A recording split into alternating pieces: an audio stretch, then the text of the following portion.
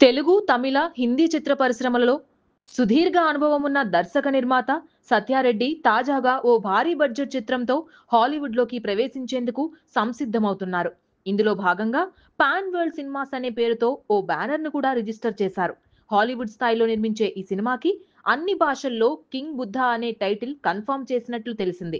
దాదాపు 25 ఏళ్ల క్రితం సర్దార్ చిన్నపరెడ్డి చిత్రంతో సినీ జీవితాన్ని ఆరంభించిన ఆయన ప్రేమికుల రోజు, హీరో కునాల్‌తో కుర్రకారు, రంగుల కళ, శంకర్ దాదా జిందాబాద్ ఫేమ్ కరిష్మా కోటక్‌తో పాటు పలువురు ప్రముఖ హీరో హీరోయిన్లతో 55 చిత్రాలకు దర్శక నిర్మాత, హీరోగా వ్యవహరించి తనకంటూ ఒక ప్రత్యేక స్థానం సంపాదించుకున్నారు.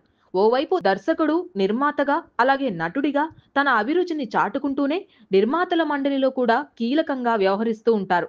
2016లో Telugu film chamber producer sector చైర్మన్‌గా కూడా ఎన్నుకోబడ్డారు. ఇదిలా ఉండగా ఆ మధ్య వైజాగ్ స్టీల్ ప్లాంట్ ప్రైవేటీకరణకు వ్యతిరేకంగా ప్రజాయుద్ధ నౌక గద్దర్‌తో ఉక్కు సత్యాగ్రహం అనే చిత్రం నిర్మించి ప్రపంచంలోని పలు భాషల్లోకి అనువదించారు.